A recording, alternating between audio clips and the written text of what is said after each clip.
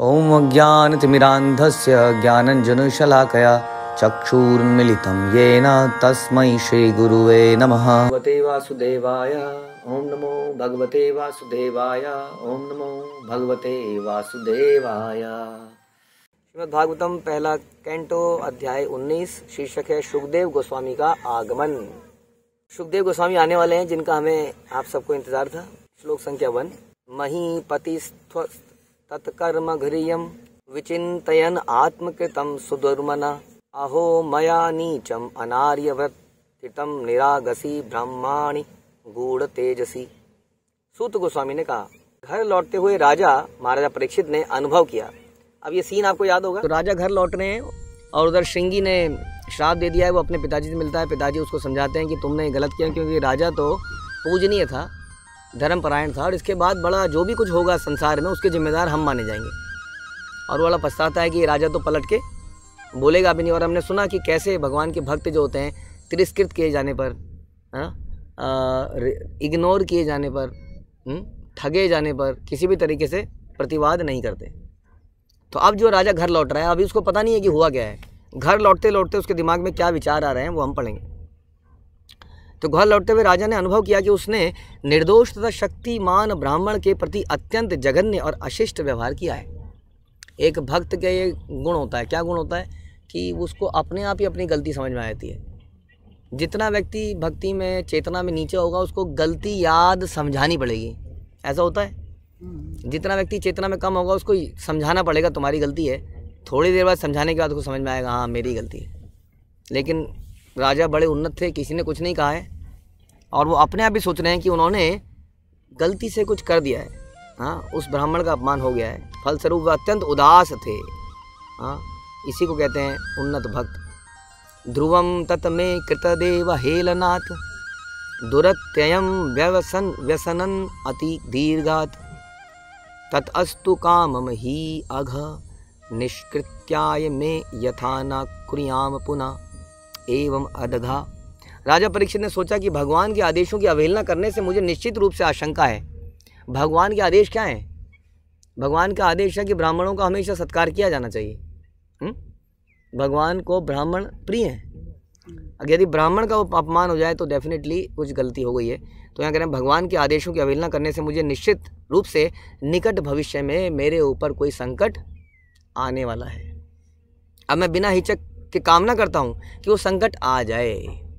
एक आम आदमी क्या करता है? एक आम आदमी को पता चलता है कि उसने कुछ गलती करी तो तुरंत किसी पंडित के पास जाता है, बताओ जी क्या तरीका है, क्या निकाला जाए। किसी पुलिस वाले को ढूंढता है, भैया फंस गया हूँ एक मामले में, कुछ बचाओ, घूस खाओ, है ना। यहाँ पे राजा परीक्षित जो स्वयं राजा थे, स्वयं बदले में श्राप दे सकते थे, उनके ऊपर कोई राज्य के नियम लागू नहीं होते एक तरह से।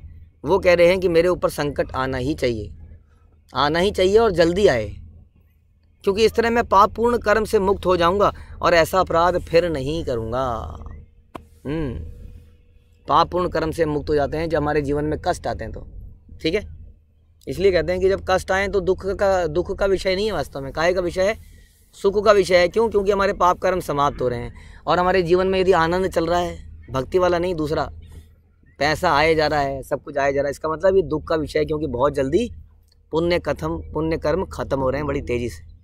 तो ये कह रहे हैं कि मेरे को ये पाप का फल मिले तो मैं कम से कम ऐसा अपराध फिर से ना करूं, मेरे से बहुत भारी गलती हो गई है।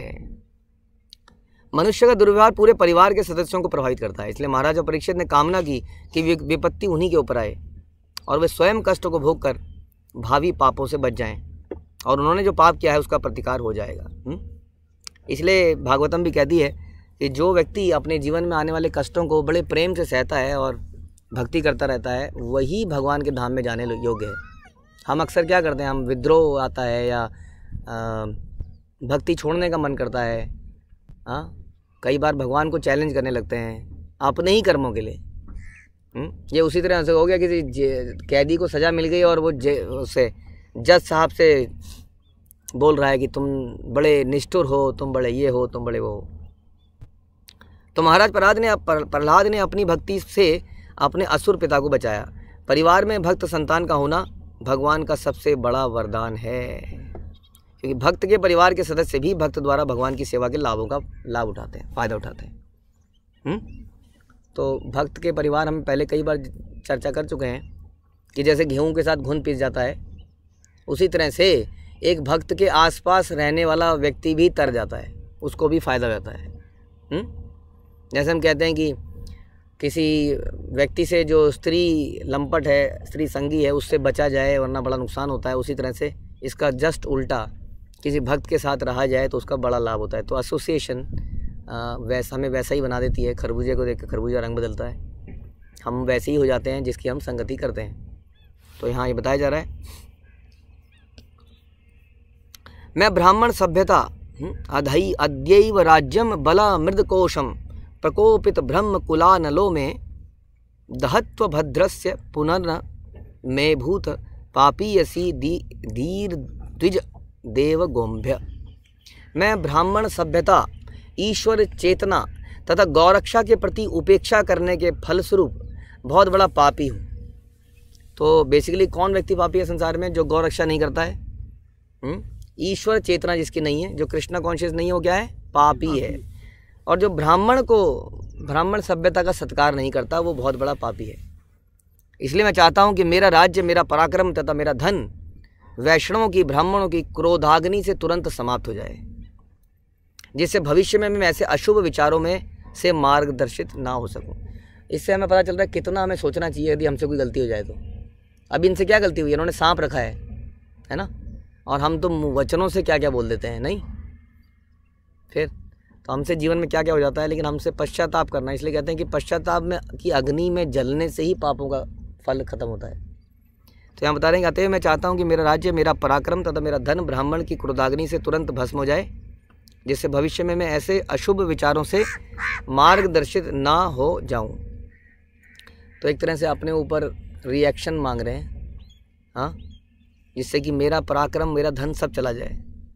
क्योंकि जब हमारे पास धन होता है, शक्ति होती है, तो हमारा दिमाग ठिकाने में नहीं रहता है। सुंदरता होती है, पराक्रम होता है, कुशल दिमाग बड़ा तेज होता है, तो क्या होता है? हम भ्रमित हो जाते हैं और हमसे बहुत सारी गलतियां हो जाती हैं।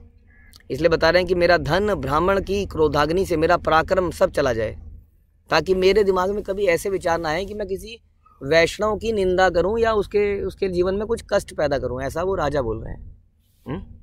सोचिए, वो तो राजा हैं, इतने महान व्यक्ति हैं, लेकिन हमारे दिमाग में कभी रियलाइजेशन नहीं आती है वास्तव में। और बहुत बहस, काफ़ी कुछ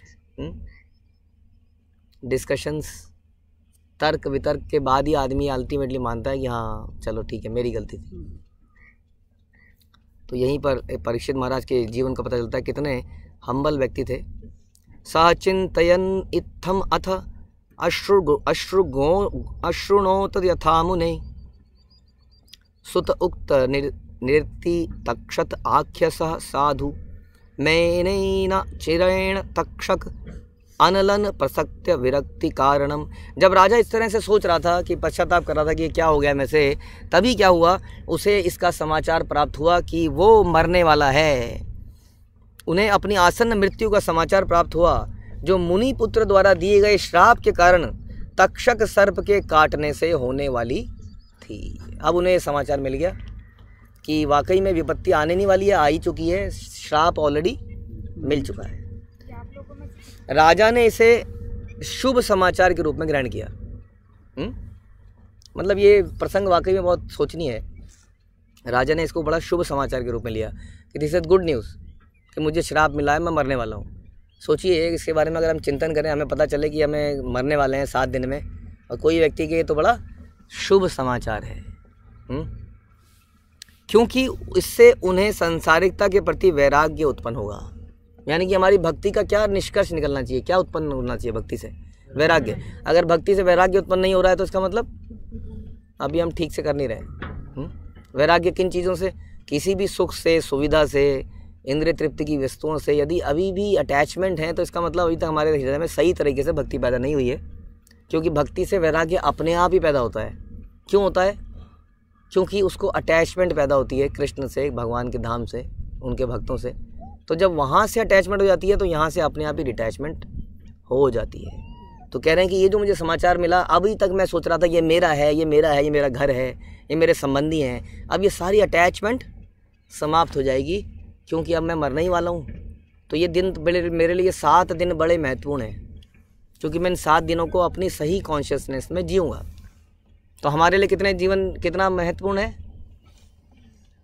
हमारे लिए भी जीवन का हर पहल महत्वपूर्ण है, क्योंकि हम तो जानते ही नहीं है कि हमारी मृत्यु कब आएगी।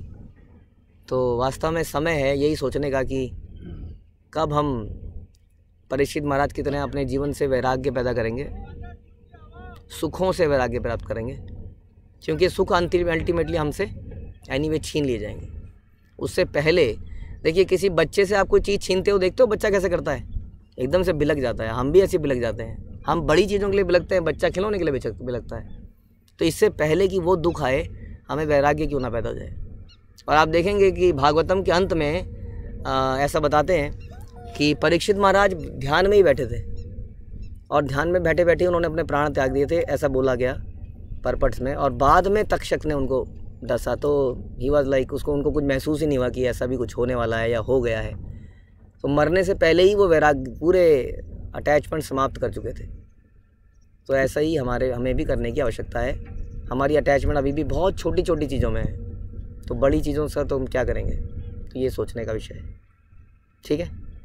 ग्रंथराज श्रीमद् भागवतम की जय, श्रील प्रभुपाद की जय।